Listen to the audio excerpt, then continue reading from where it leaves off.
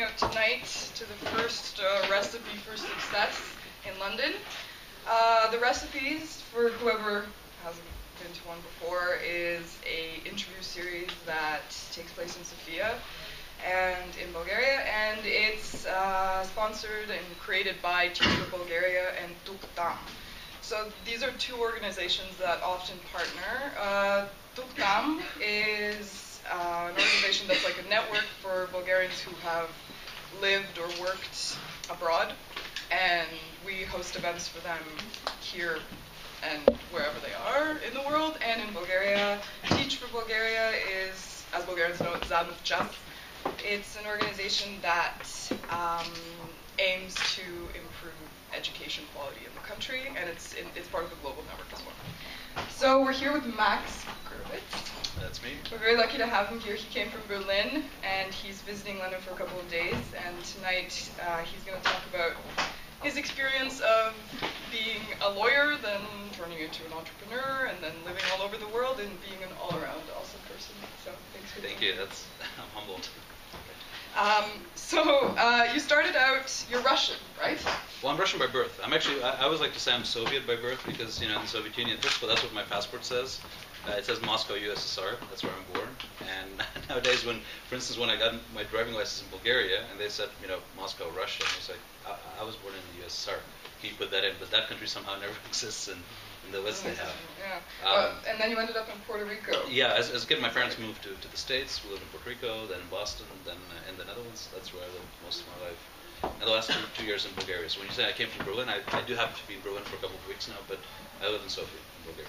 Okay, and you've been there for 2 years, you said? 2 years and a half, yeah. And your education is, I read that you went to the University of Wisconsin-Madison. That was just a year, yeah. I just did I was going to bug you about that Wisconsin, whoever's been to the States, is dairy country, right? It's supposed to be the dairy state? Something like that? Yeah, there's something like that. It's called Badger State usually. The Badger State? Badger State. Oh, that's not bad. So, what did you study there? Law as well. I'm actually a lawyer by training. I started studying law because that was the best thing that I could come up with. No specific idea. I remember reading biographies of people that I was interested in, and it seemed like if you study law, you can kind of do anything. That was a big mistake, by the way. But because now you're doing business. Right? Yeah. Well, at the end of my studies, I figured out that the last thing that I wanted to become is a lawyer. So I started looking for topics for my master's thesis that were as close as they could be to some stuff that I was interested in, but still illegal. So I ended up writing a thesis in aviation law, which is something that I don't know if it really is that relevant. It actually landed me a job at the European Commission's Aviation Safety Agency. That's how I started my career. And then actually what happened was that after a couple of years, I happened to launch a law firm of my own, although I never wanted to be a lawyer. And that's actually my first entrepreneurial. Well, where did you launch that? That was in Holland. In Holland, yeah. And you have a couple of things that you did in Holland. One of them. Was it the law firm that? That was that company. That was that company. What did it do? We did online legal services, which is very similar. Like I think that in the UK you have LegalZoom. It's pretty big in the US. And was that your first job? No, I had 2 jobs before that. Okay. Yeah. What was your first job? My first job was a legislative assistant at the European Commission. Okay. I thought it would be something unrelated, and then my first job was my first post graduation. I think the first money that I made was by hustling foreign professors at my university, like pick them up from the airport. That's probably they always ask people how did you make your first buck. That's probably that's why I am. And so, what happened after Holland? You sold that company. You're not doing that anymore. Yeah. Well, one of the things is that I really like the Netherlands very much. I've lived there. Before I moved to Bulgaria, I always used to say that I'm Dutch, but that doesn't seem very relevant anymore. I knew for sure that I wanted to do another startup company after building and selling this company, but I knew that I didn't want to do it in Holland. So the question was like, where should I do it? My fiance at the time, my fiance at that time was in Paris, and I stayed for a couple of months with her in Paris. Then I figured out that Paris is definitely not the place we want to do business. Why not? Well, it's about enjoying life. You eat, you drink. It's long. But you don't work. Well, you don't really work. No one really does, in my opinion, over there. Was that the case in Holland, and that's why you didn't? Holland was different. Holland is just is a very hostile environment for startup entrepreneurs. At least it was then. Right now, I think there's someone in the room who did something with Startup Bootcamp in Amsterdam. It was you, right? So maybe things are changing, but when I was building my startup company in the Netherlands, it was the least likely place to do that because it's extremely expensive and there are a lot of rules. Like it's very expensive to rent an office. It's really expensive to have people on payroll. Actually, when you take someone on payroll, you have to show to the tax authorities that you have enough money to keep them there for at least 6 months, I believe, which a startup company usually either doesn't or it doesn't have to do it, right? So all these things, that for instance, in Bulgaria, we don't have. In the Netherlands, it was There's really. a lot of things we don't have in Bulgaria. We'll talk about that later. Yeah, so that's what happened. And actually, after hanging out in Paris for a couple of months, my fiance and I we were like, you know what? Let's just grab the car and go south, go to Eastern Europe. And we went through the whole Balkans, came to Sofia, and I just stayed there. That's the story. Okay, because in Bulgaria, I met you in Bulgaria actually, and you gave me some business advice, which was great. But you're known as an international, and when I asked people where you were originally from and where you'd come from, and they couldn't tell me for sure, which was exciting. And is that sort of a good image to have? How did you get your connections in Bulgaria? Because you're working with everyone. Yeah, so this is the thing. This I think one of the topics that I put down for today was countries are overrated. Like in my opinion, countries are probably one of the most overrated metaphors that we use, or the mental systems that we still have. Probably because those changes are very new. But like even when you announce this meeting, you say for Bulgarians abroad. It's always like, although there'll be a lot of people in the room that aren't Bulgarians, at least some that I just heard that aren't Bulgarians. This whole idea of being tied to a country is really, in the world that we live, especially when countries are just tiny provinces in the global map, and air travel is so easy and so cheap. It really, and the laws are pretty much the same everywhere nowadays. It's really, it's really an overrated concept. Like for instance, for me, and this is a sincere, absolutely sincere, without any hint of I'm not trying to look very cool or interesting, but I don't know, like where am I from? You tell me. I have a couple of passports. I live, in a couple of places. I feel extremely at home in Bulgaria. I usually say that I'm from there. No one seems to doubt, generally. Yeah. So that's the thing.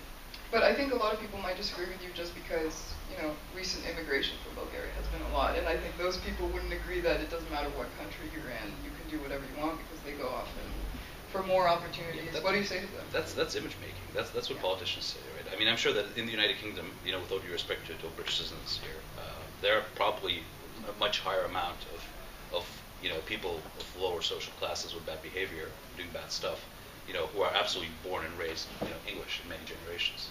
So what does it matter that you have a couple more Bulgarians doing the same thing? In the end of the day, there are a lot of smart Bulgarians moving here. British businesses make a lot of money in Bulgaria, actually a lot of money. I think there are probably, I'm not sure there are more British in Bulgaria than Bulgarians in Britain, but there are a lot of British who own homes there. What does it matter? Yeah, there's been a boom recently, which was very exciting. So we talked about your company in Holland. You're in Bulgaria now. What are you doing there? I read that you were a hustler. I do. Yeah, that's what I call. You as a hustler. That's what the joke. People who speak Bulgarian will understand. What I was saying in Bulgarian is that the English word hustler, which has, by the way, a good. It can have. In modern American, in modern American English, it kind of has a good connotation, but generally in standard English, it has bad connotation. But the joke in Bulgaria is always that the word hustle comes from the Bulgarian word kus. So. Oh, okay. And for those people who are not Bulgarian, your kus means like enthusiasm, ambition. Yeah, enthusiasm. I guess. Very extreme ambition. So that's what I say. It's also because it's a trait that people in Bulgaria don't see a lot, and in terms of building startups from the ground up, that's a quality that people must have, and which is generally not ubiquitously present in the Balkans as a character trait, I would say. Okay. And building startups from the ground up, you're helping out with that now with 11. Yeah. Which you're now that's what I was doing. Basically, when I moved to Bulgaria, I thought like, hey, I'm going to do a new startup. That was actually the main reason to stay there because I'd experienced how Sofia is so full of extremely smart people who generally have cost less to employ. So that's a very clear benefit of Bulgaria. And plus, in Bulgaria, for everyone who hasn't been there, in Bulgaria, life is really good. It's probably the best quality of life. I haven't seen anything ever, and I've lived in a lot of places. Like you have amazing food, you have great scenery. You can easily get anywhere from there. It's cheap flights to almost everywhere. It's a great place to be. That's true. I think a lot of people who haven't lived there before and are living there now. If you know what you're doing, like people will always say bad stuff about Bulgaria because there are definitely bad there's a lot of bad cultural attitude in Bulgaria. But if you know what you're doing, and the market is the world, so if you're selling something to the world, then Bulgaria is an amazing place to be. So I stayed. Actually, the idea was to launch a new startup. One of the things that I did learn in Bulgaria immediately was that in Bulgaria, trust usually takes a little longer. You really have to know people. You have to have a couple of drinks. Yeah, you really have to people need to trust each other to do stuff with each other. So what happened was that I joined a boutique finance consultancy, did a couple of M&A deals, and then I met the guys that were on their way to launch an accelerator and seed fund called 11. I joined the team. We did that, built a pretty awesome fund for financing very early stage startups. And last year, actually, I left 11 to raise my own capital fund, which is what I'm doing right now. And that's launching soon, I hope? That's work in progress. It's going very well. I hope in a couple of months we'll be launching the coolest VC fund in Eastern Europe. That's the idea. Sounds like an announcement. Just for some people that might not know, 11 is. Can you explain a little bit more about what 11 does and how Launch Hub is part? It's not really part of that. No, it is in a way. So in Bulgaria we have been, I guess lucky is the right word. We've been very lucky to have a step ahead in building a venture ecosystem, a startup ecosystem. Since 2011, 2012 actually, there are two early stage funds that invest in startups not only in Bulgaria but in the whole region. They're based in Sofia. They're called 11. That's the one that I co-founded, and Launch Hub. Together they manage 20 million euros that are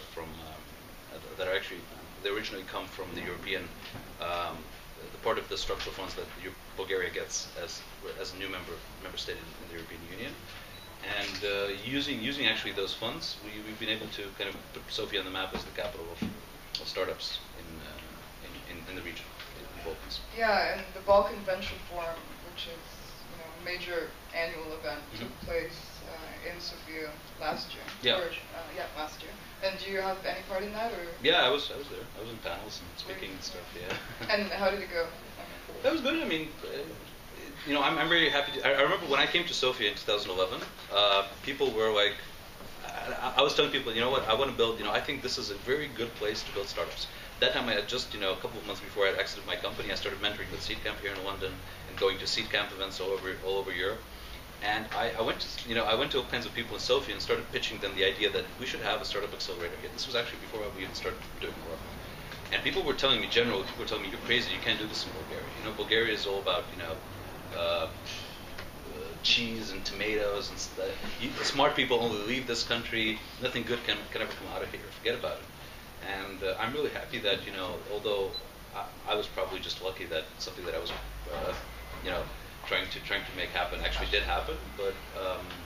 But I'm very happy to see that right now, when people talk startups in Southeastern Europe, and they usually talk about Sofia first and foremost. That's good to hear. I mean, recently I read that Nepal, which has something like 14 to 16 hours of electricity a day only, just exited a company for $100 million in San Francisco or something like that, which is crazy. So Bulgaria is, it's not like Nepal. So it has sort of privileges and advantages. Oh, it's definitely not Nepal.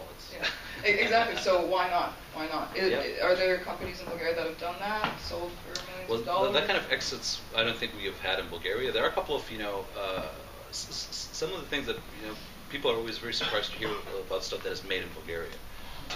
Well, first of all, Bulgaria has a very good tech company called Telerik, which right now they're opening their own accelerator in Silicon Valley. They're actually moving their offices there.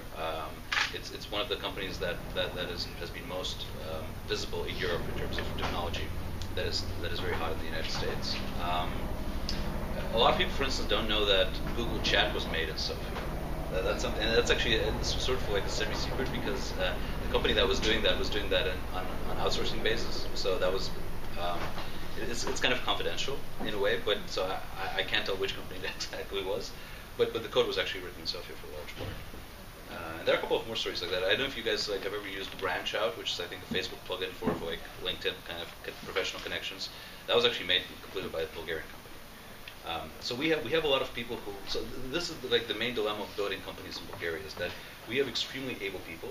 Bulgarians are above average talented in terms of technology, and we have very good designers as well. Because Bulgaria is not a market for anything in terms of technology. technology. It just isn't. It's too small. It's just too small, and there's nothing near it. It's not close to any big tech hub.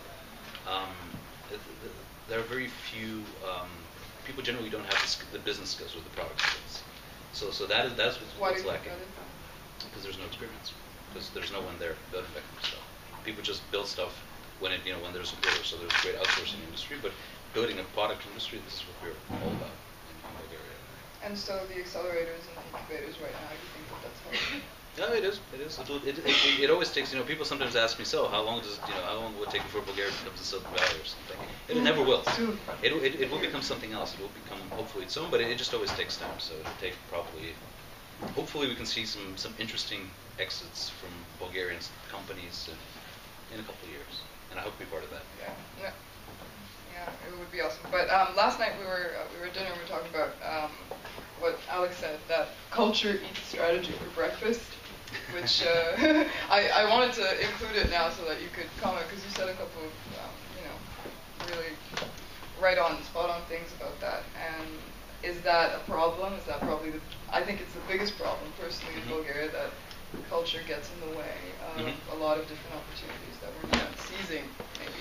Yeah, I mean, the thing, to be honest, when people complain about Bulgaria, people usually, forget the fact that Bulgaria has almost no history with a, what's the right word, an independent, civic society. The country has been a colony for ages, for forever. Turkish, Russian, who knows, maybe now U.S. or European, I don't know. People are not used, like in Bulgaria, people are simply not used to the fact that they can actually make stuff happen. This is something that has been bothering me a lot. And if you ask me about stuff that I don't like about Bulgaria and stuff for which I need to, to have my antidote trip somewhere else all the time, it's probably that. Every time you pitch something in Sofia, generally, apart from this little crowd, which is getting bigger and bigger every day, of great people that are doing awesome, innovative stuff. Apart from that, people always tell you, come on, that can't happen in Bulgaria. That's crazy. No one can do that. And if something is happening, it must be this beautiful Bulgarian word, it must be somehow. A deal. It must be someone somewhere is making a deal, and that's why it's happening. Don't take things at face value. Come on. Everything has a meaning somewhere.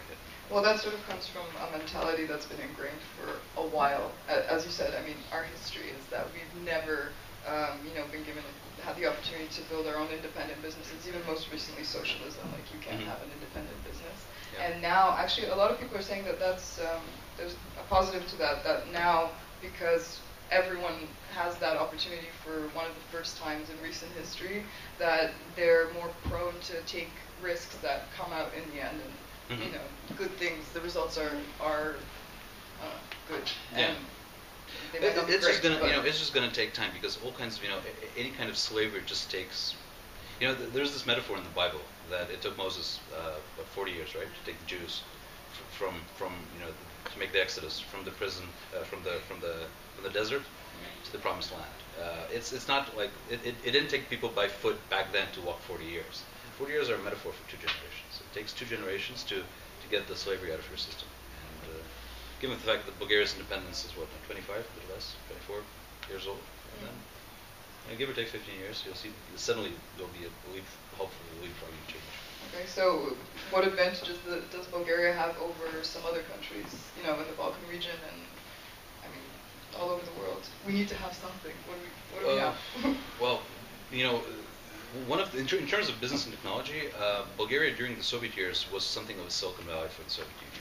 A lot of computer technology in the whole Soviet military system was actually built in Bulgaria. Bulgaria was actually the only country where the socialist analog of the personal computer was made, the private computer. I remember very well, like back in the Soviet days, how we had like a private computer, and that was like, wow. They were made in Bulgaria. Yeah. They used to be made in Bulgaria. Not anymore. Or are they even made? That's gone now. There's some Chinese brand right now that sells, Pravitz branded computers. Because I read something about it recently. It was in the news. That's just branding. But back then, that existed. So basically, you had a school of technically very well educated people. There was a lot of investment in technical education at the time. So that is definitely a benefit, and it's something that you see all over Eastern Europe. But I think that Bulgaria, due to its cultural reasons, due to the fact that it has this cultural proximity with Russia, that it's a member of the European Union, it has the euro. or it has its currency spec to the euro, which is it has all the all the benefits. It has all the benefits of the euro without actually having a currency. That makes it a very very interesting country to. And there's something that was talked about recently, the 10% flat tax for, it's not called flat tax anymore. It is. Is it? It's okay. flat, yeah. So that has helped a lot of companies move their business there because they don't have to pay as much, and that's why we have like HP and stuff like that that are operating from there and creating a lot of jobs. Yeah. So there's a thought that that might go away soon, and they might not have. I hope it doesn't. I don't influence that, so I hope it does. Yeah, because I think that's bringing in a lot of business.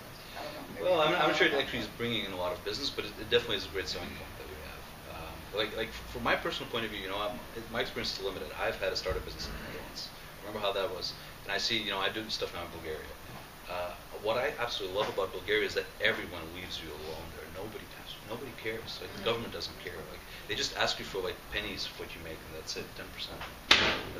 That's nothing. But the idea of being left alone if you're doing something illegal is dangerous. Well, I'm not doing stuff illegal. I'm just going to do cool stuff, right? I don't know about illegal stuff. I'm sure that Bulgaria is a European country. If you really do illegal stuff, I'm sure that will face scrutiny at some point. But it's great, that it's just every time that I go back to Sofia, I figure out how in this city you can actually work and you can live your life exactly like you want. You can if you want to get groceries at 3 in the morning. You do that. You can park your car pretty much everywhere. There are basically no traffic jams there. Like people complain there, but it's bullshit compared to cities like London. So if you know what you're doing, it's really really a good place to do so. So Now with Terra's Capital, right? Did you meet the people that you're working with in Bulgaria? They're all Bulgarian. Our team is actually. I don't know if Ivan, my partner, he was supposed to be here, but I don't see him, so he's probably going to come in later. We're basically. I'm the only non-native Bulgarian, non-born Bulgarian on that team. Other ones, the rest are, but everyone's been studying and working abroad, mostly the United States, Wall Street, that kind of places. So they're actually the guys that are probably the best examples, and they should be speaking instead of me because they're the Bulgarians that got an amazing top-level education, worked in great positions, and then came back to do stuff. Like for instance, we just recently hired a VP in our firm, and he was before that he was with Goldman in New York, and that's someone obviously the reimbursement package can't compare because it just can't, right? But still, that person has much more. He's an extremely smart guy, and he decided to come back to Bulgaria and try his luck. And basically, what everyone on the team who has been working abroad says is that we're taking a step back in terms of salary and a big step back, but we're first of all we're having much more fun, and secondly we're really taking more. Putting destiny more in our own hands. So you're gonna stay? Me in Bulgaria? Yeah. For now I'm good there. For now I'm absolutely good. I'm. Because you're known to travel. Yeah. The funny thing is that if you move around a lot, people always ask you like, okay, so how can we count on you? Why don't you be running away to some next cool opportunity? Especially when you're starting a company. Yeah. Well, no. I'm pretty committed. I think Bulgaria is. Well, for me personally, it's probably a subjective point of view. It's the best place to live in Europe. It's really a great place to be. There's more and more interesting cultural stuff happening. The Balkans, really, the Balkans is probably one of the most diverse and amazing places in the world. Well, a couple of years ago, The Economist said something quite extreme about Bulgaria, that it was probably the unhappiest country in the world, which you don't agree with. I'm glad to hear that. I don't know. I don't know if I don't agree with that. Like that's a separate topic. Like one of the things that I don't like about Bulgarians is that they are. It's probably true that they're very unhappy. I don't know if they're the unhappiest. Like I always compare the state of Bulgarian society as a whole as as with spoiled kids. Someone took their toys away and now they're crying to get them back. It's like really people are complaining way more than they should. It's part of the culture. It's become part of the culture right now. There is nothing, like Bill Clinton said about the U.S., there's nothing wrong with America that can be fixed with what is right for America. It's the same in Bulgaria. Of course there's stuff broken. Of course there's work to be done, but you don't have war, you don't have famine, you don't have serious economic crisis. Bulgaria's economy has been growing apart from 2009 all these years. I think The Economist wrote that in 2009, particularly. Yeah, but come on, it has been much worse in many other places. And if you we were talking with someone, maybe it was just before this started, that in London, for instance, you see people running around, literally on a square centimeter, of space that you have to share with other people, hustling like crazy to get things done, and no one really minds, even if you're making a great salary here in the city, that you live, I don't know the names of all these suburbs, but somewhere really far away in some attic, that you can barely afford together, with your partner. Mm-hmm. Yeah, that doesn't seem to matter, especially with spaces like this, the Loft. They can all get together here. If you get the immediate, if you would give the Bulgarians, if you take the level of unhappiness the Bulgarians have, you would give them the amenities that the people in London have, they should probably all commit suicide because so this is really much worse. But people don't complain here, right? So. Yeah. Well, I've only lived here a couple of months, so I don't really know. But so this is the recipe for success. Let's not talk countries, and countries don't matter, as you said. So let's leave Bulgaria behind for a bit and talk about how you do it. Like what you do is not easy. You have to work with a lot of people. You have to earn trust, like you said. So what are the tricks? Or the tips, let's say, because I don't know. The thing is, like the whole topic of our talk, recipe for success, it has basically two things that are really difficult. First of all, success. It's as you say, in the eye of the beholder. What is success? There are like I saw that in the office here, in Alex's office, there are a lot of inspirational quotes on the walls about what success is. My favorite is actually, I don't know if it's here somewhere, but Winston Churchill, I think, said that success is basically going from failure to failure without losing enthusiasm. So that's probably a very true thing. That's very much how I experience it. What is success? Someone also said, and I think it's an anonymous quote. No one really knows who said it, but that entrepreneurship in general is living a couple of years of your life like most people won't, so you can live the rest of your life like most people can't.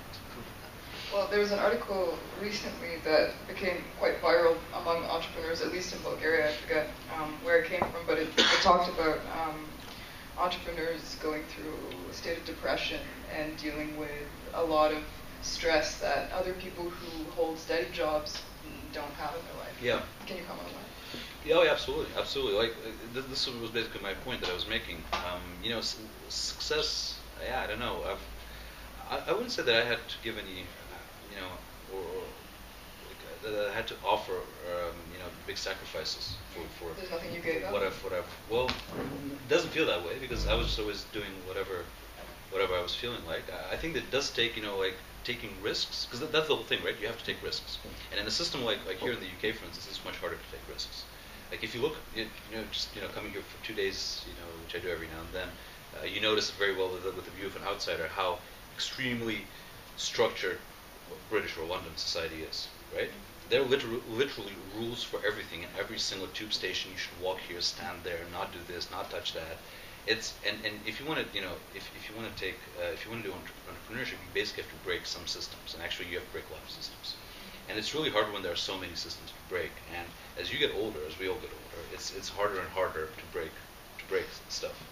And the price for breaking stuff is much higher, right? When you have a family, when you have kids, when you have mortgages to pay, it's really hard to take that kind of risk. So, if I look back on when I started, I left my job to start my company in late 2008. This was a couple of months into the financial crisis. Probably at that time, no one really understood how bad it is, but everyone understood that something was really bad, it was wrong. And at that time, I gave up my job because our startup was picking up speed. And I remember how my parents said, like, are you crazy? Like, how can you do this? But probably you have to be foolish enough, probably young enough to do that. So you're saying started young? Started young, yeah. Take the thing with risk is that's what people always ask, right? How do you deal with the risk? To be honest, I don't know what kind of risk do you have when you start a business and you give up a job. What kind of risk? Are you going to die? No. So what's the risk? You could potentially die. How? No. Yeah, you can get run over by a truck. Can happen to anyone, right? A lorry, I'm sorry. Yeah. So, what is the risk? You're going to run out of money? Yeah. Well, you're going to borrow 100 euros or pounds from someone, and you're going to find a job. If you found that previous job, you're going to find a new job. Like, what is the risk? Like, I've been in so many situations that stuff doesn't go right. Like, literally your money horizon is like 2 weeks. And it can happen. You don't have to be, by the way, very poor to do that, because as you have more money and you spend it on more stuff, and you actually, you for instance, you hire people if you want to get stuff done, then the money finishes anyways. at some point. Like all money finishes, like, even if you're extremely rich. So if you take those risks, yeah, what's the price you'll have to pay? I think the biggest problem for people is to lose face. That's the problem. People are afraid that someone will, people will laugh at you. Have you ever lost face? To be honest, I guess all the time. The thing is that what has helped me a lot is to figure out that's just in your head. Those are the ghosts. Like when you're a kid, you see all these big shadows on the walls of your bedroom. It's something like this. It's just your own ghost. You're afraid Especially because when you're your own boss, in terms of you've started your own company, you have people who are working with you or for you. It's tough to make a mistake, probably. Yeah, I mean, there are definitely painful moments. Like, I'm not trying to say here that taking risks can be absolutely not painful. One of the things that happens is you can lose friendships. You can sometimes, especially when you're doing it for the first time, inadvertently betray people, or Like you talk about something. Oh yeah, I've had those situations. When people don't want to talk with you anymore. But it's life. Life continues. So would you ever go and do the 9 to 5? I don't think so, unless I have to make money, then for sure. Of course. So worst case scenario. Worst case scenario is that for instance, right now I'm basically together with my team. We're funding our own operation. If we can't close this fund, then at some point we'll have to find different ways to make income. But we'll find it. I don't worry about that. You're optimistic. That's rare in Bulgaria for sure. But I don't know. The other thing actually that I wanted to make a remark on is about recipes, which thankfully doesn't display there anymore. I've been involved a lot with mentoring startups. I've been lucky to have been mentored by a lot of great people. Starting with my parents. I had a couple of great bosses in my first jobs. Maybe one or two not so great ones, but I did have great bosses. I've had a couple of great mentors and investors in my first company, and since then, since I've been, with the funds that I've been involved with, I've actively mentored and invested in anything between 70 and 90, maybe almost 100 companies in total. Like if you see different kinds of mentorship, maybe. One of the things that I'm always trying to do, and that's something that I learned at some point, and for me it's an important lesson, is that when you're mentoring in any kind of relationship, when you're giving people recipes for success or any kind of recipes, the problem with us humans is that we have this system where we take our own experience. This is our survival mechanism, I guess. We take our own experience as the most important thing.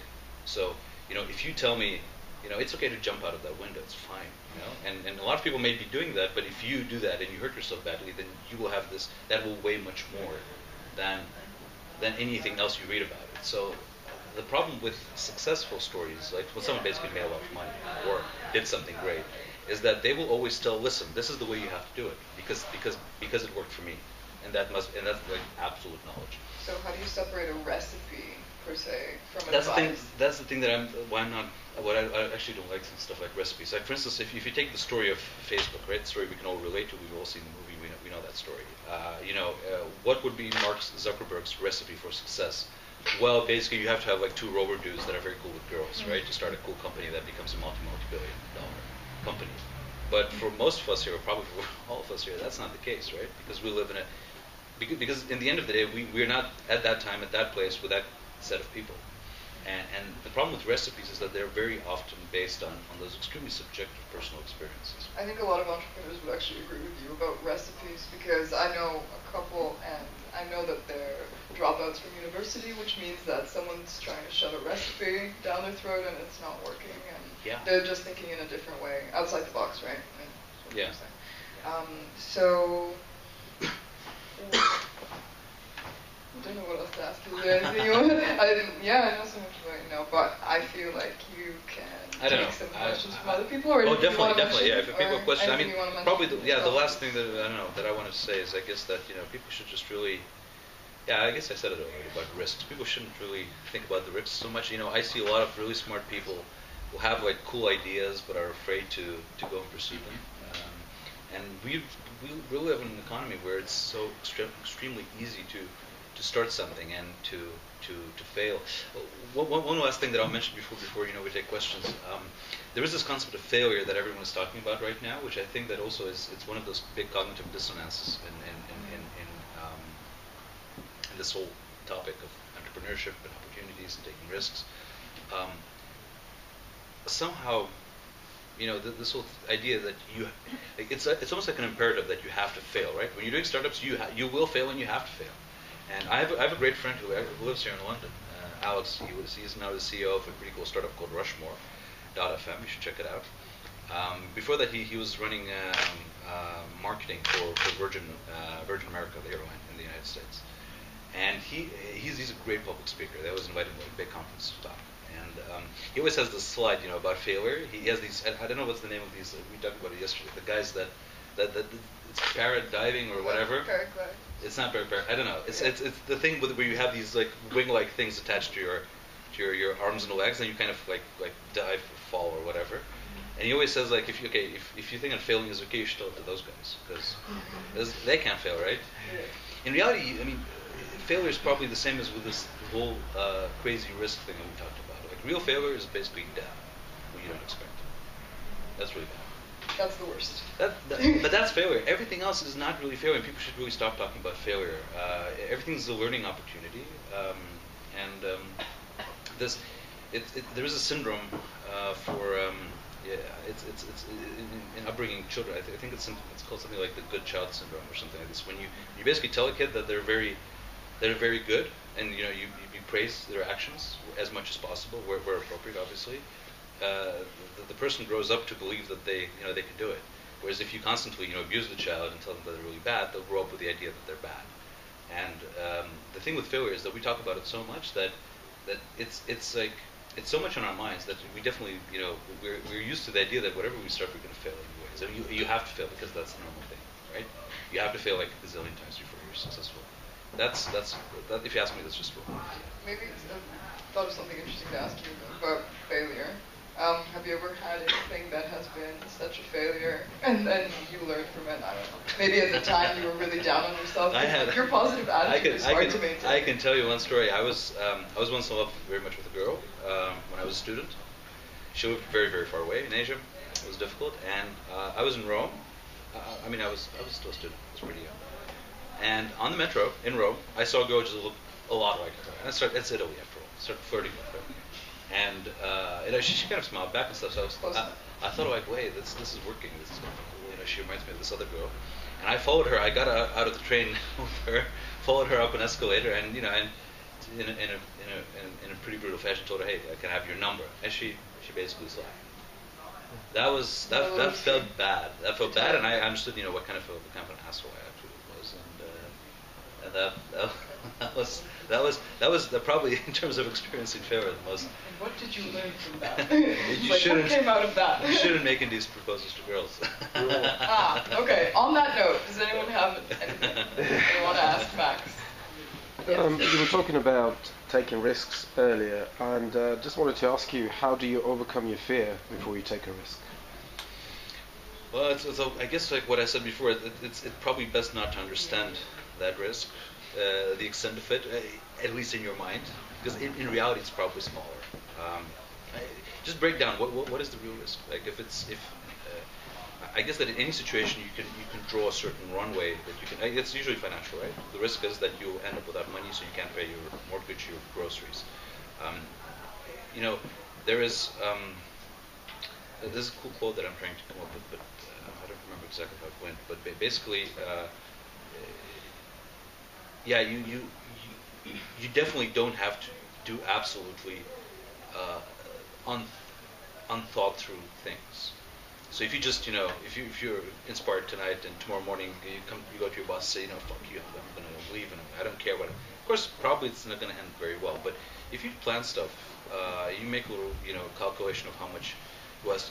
You can really leave your job, and for those couple of months that you can afford, you can try something. And if it's not going to work, then most likely, unless your work is very prohibitive in some ways, or your boss is a real asshole, he'll probably even take you back. Or if he can't do it, you'll probably find another job. So this is what I'm trying to say by not taking risks. Definitely looking truth in the eyes, but not being afraid of things that most probably aren't really as bad as you think they are. But yeah, sometimes it takes something strong for some courage, maybe. Well, I don't mean to interrupt you, but just it's a note of flexibility. I think you said that last night, and I think it's definitely something to keep in mind. Other questions? Yeah, in the back. The lady? Yeah. From the perspective of the startup in Bulgaria, what would you say, considering your experience with bureaucracy, maybe rather than corruption, if you've had any experience as such, and would you think that's different from what you've seen in other countries? So this is a very cool thing. In terms of corruption, absolutely nothing. Bureaucracy.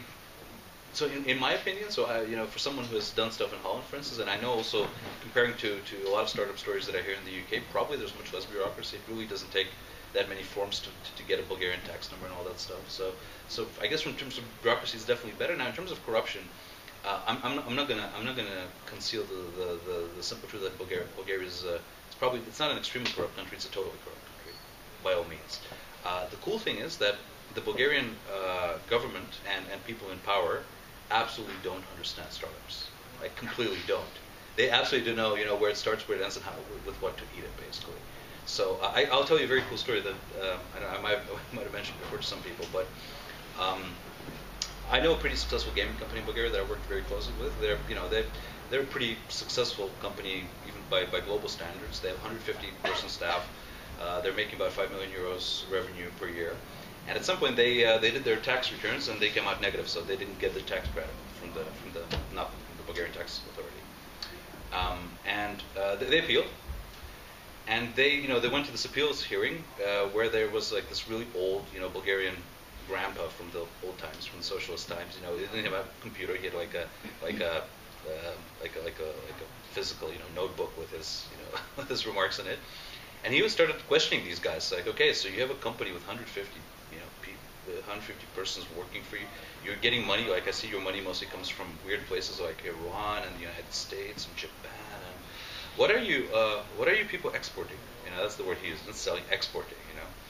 And the guy said, well, we make software, so people have to pay for your software. And he was like, no, it's free to play. Like people can play our games, but they have to, they can buy upgrades and in-app purchases and all that stuff.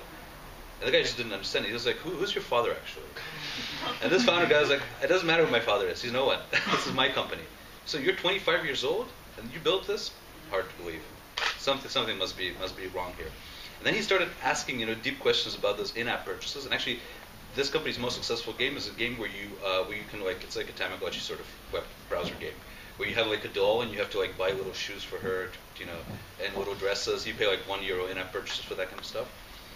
And the guy just couldn't, wrap his mind around the fact that this is a game, and he was like constantly trying to understand. Okay, so people think that they're buying shoes from you, but you're not really delivering them. You see, it's a fraud. I knew it's a fraud, And that is a really cool story, basically, to showcase how in Bulgaria the majority of the older people simply don't understand technology, don't understand startups. That's a good thing, because they, even if they want to mess with you, they just don't know where to start. So.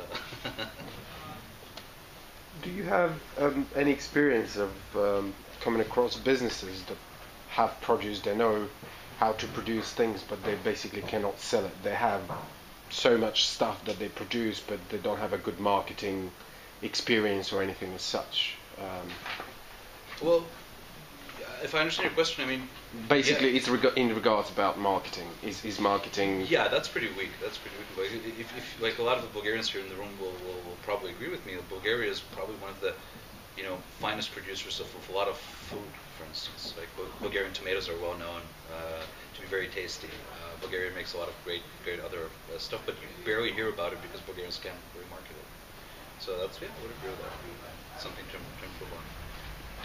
You had a question over there, or yeah? Tell us something more about your, so to say, law company in the Netherlands. I happen to have studied law there, actually. Okay. So online legal services sounds like an interesting startup, maybe. It's very bad. It's a horrible business. Yeah, horrible business. And was it regulated by the law state? What we did was we basically just brief for those who aren't, I guess, majority of you interested in this. We operated under the, like, we did stuff that for which you don't need a legal license. So we did a lot of contracts, a lot of like mediation, basically yeah, all the legal services that don't need the signature of a lawyer. And at some point when we got bigger, we actually employed lawyers freelance to overview the work of our lawyers and put signatures where necessary. It's a really bad business because it doesn't scale. Because this is the fundamental mistake that I made, and that I never want to make again. Like if you offer cheap legal services, that's your selling proposition. You're going to get really bad clients. You're going to get people that already didn't pay someone, got in trouble, and now they're not going to pay you at some point. So that was, collecting fees from them was really difficult. Like we managed to make it a profitable business. It still exists, but it was a pain in the ass. You wouldn't recommend it to us? No, lawyers always innovate. Unfortunately, it's just it's like one of those things in life. Like when I remember very well when I was studying law 10 years ago that many law firms still didn't have computers, or they would have like one secretary doing all this stuff on the computer, and then the lawyers like writing in notebooks. So there are definitely a lot of cool things you can innovate in the law or law-related stuff, but what we were trying to do to innovate the legal profession itself, to make lawyers embrace the advances of accessible technology. There are people doing it successfully, I guess, but it's really hard. It's really hard.